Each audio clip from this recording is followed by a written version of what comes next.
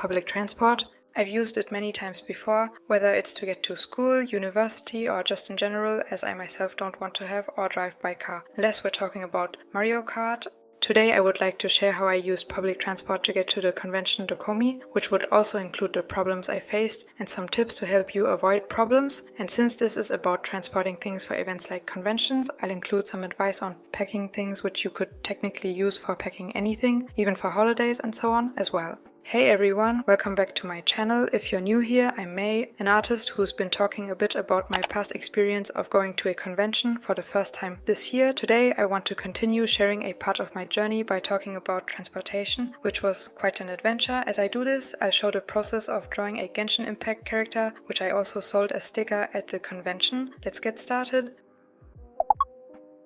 Transportation to Dokomi was a significant challenge for me. Initially, I planned to go by train, believing it to be an eco-friendly option. Plus, I don't drive and don't have a license because I prefer not to own or use a car. My sister, who was joining me as a helper, would only be there from Saturday, so we decided that taking the train on Friday would be the best option for both of us, me in the morning and her in the evening. Gas prices and parking tickets would have costed the same as the train tickets, so cost-wise, this also was okay. I had to carefully plan my packing, knowing that I couldn't bring too many big suitcases. I decided on 2 suitcases and a bigger backpack, which would contain all the products and setup materials for the first day, as well as my clothes. My sister would then bring more stickers and prints with her on the second day in her suitcase.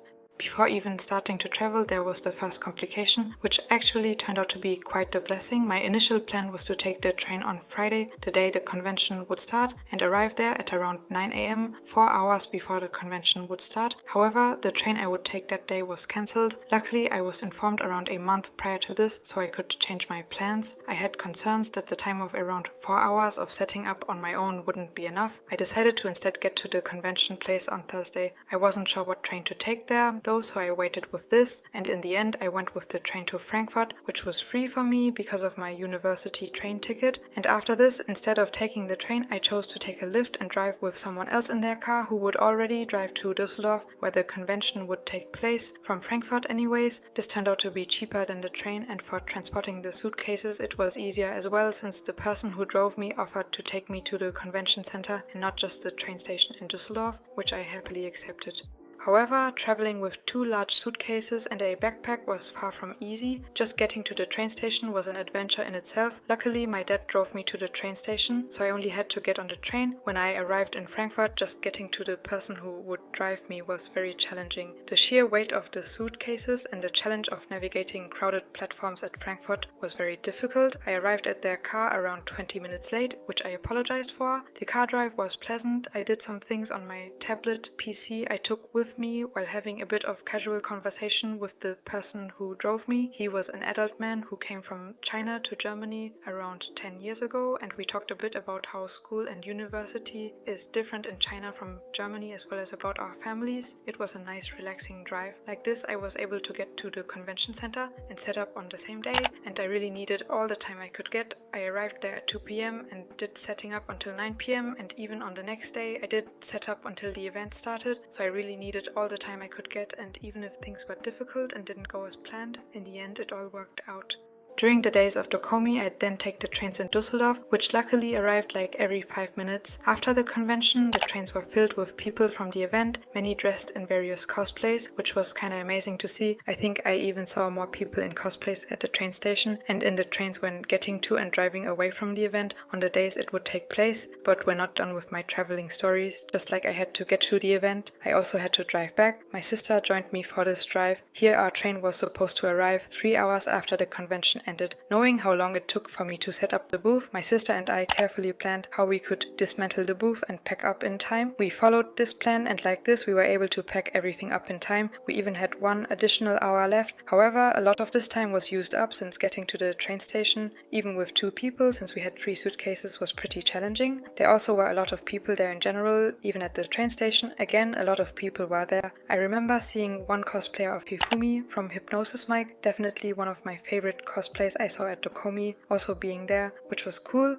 My sister and I waited for the train. It arrived around 20 minutes later. In the train it was pretty relaxing as it was rather empty and quiet. We only had around 20 minutes in this train though, and would then get onto another one that had more people in it to drive in for around 2 hours. Here, storing the suitcases away was quite challenging as there were many other people who had some luggage with them. With the help of these people on the train we were able to store everything though, and to this day I'm grateful for those nice people who would help out at a late time of the day so we could all have a more relaxing train ride. Speaking of the train ride, here my sister and I sat across the table of 2 people that were also playing Mario Kart on a Nintendo Switch at some point, which was nice to see. We also have a Switch at home, and during my elementary school days I was kinda very obsessed with Mario Kart Wii. If you know the game, I wanted to aim for 3 stars on every cup, but only got to 2 stars on each one in the end. To get even 1 star, you have to be first place each race, and for the other stars I think you have to beat some time or something like that. I just know I replayed the cups over and over for a longer period of time after school,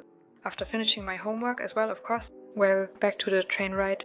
It was nice. But then my sister and I saw that the train from Mainz to Darmstadt would be cancelled. My sister would only drive to Mainz as she has an apartment there, but I was supposed to take that train afterwards to get home for the night. My sister and I searched for alternatives, which we found only via traveling to the Frankfurt train station, which according to my sister is a place you wouldn't want to be at night. We searched for alternatives, even considering getting a taxi or Uber, but in the end we called my father and asked him to pick us up at the Mainz train station, first driving my sister to her apartment and then driving home. Even though it took away at least 1 hour of his sleep time, he agreed, which I'm very grateful for. So my overall journey to Dokomi started and ended with my father driving me. My family in general helped a lot for this event, which I'm very grateful for. This also shows how good having a few people that can help you around is.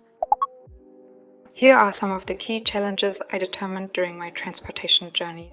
Transporting heavy and bulky suitcases can be physically exhausting. It's good to carefully balance what to bring, knowing that you maybe don't have to carry everything at once. The cancellation of my train led to me having to make a change of plans. Public transport can be unpredictable, and having backup options is crucial. Maneuvering through crowded train stations and finding space on the train for luggage can be tough. It's important to plan your journey during less busy times if possible.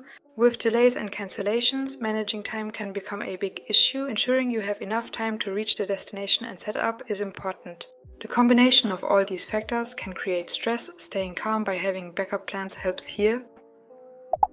So, what did I learn from these transportation challenges? First and foremost, flexibility and preparedness are key. Having a plan B and even a plan C can save you a lot of stress. Understanding the limitations of your chosen mode of transport and planning accordingly is essential. For instance, if you're taking a train, consider the weight and volume of your luggage and plan your journey to avoid heavy travel times. Here are some actionable steps to help you navigate transportation challenges when heading to an Artist Alley event. Make a detailed list of everything you need and categorize them into what's essential for the first day and what you may not need or what can be brought later. Use lightweight and compact packing solutions to maximize space. Regularly check the schedules and updates for your chosen mode of transport. Apps and websites often provide real-time updates and can alert you to cancellations or delays. Always have an alternative way to get to your destination. This could include different train routes, buses, or arranging a lift with someone if your primary plan falls through. If possible, plan your journey during times when public transport is less crowded. This makes it easier to find space for your luggage and reduces stress. Be ready for the physical challenges of carrying heavy bags. If you have a lot of equipment, consider investing in luggage with sturdy wheels or even a foldable cart. Travel can be unpredictable. Staying calm and flexible will help you adapt to any changes. Deep breaths, a positive mindset, and a willingness to adapt can make a big difference. Don't hesitate to ask for help if you need it, whether it's assistance from a fellow traveler, a station employee, or family and friends. A little help can go a long way. Transporting your products to a convention can be a daunting task, but with careful planning and a flexible mindset, you can overcome these challenges. I hope you found my story and tips helpful. Feel free to like the video if you did. You can also subscribe for more insights into the world of conventions and art in general. I'd love to hear about your transportation experiences and any tips you might have. If you want to, leave a comment about this below.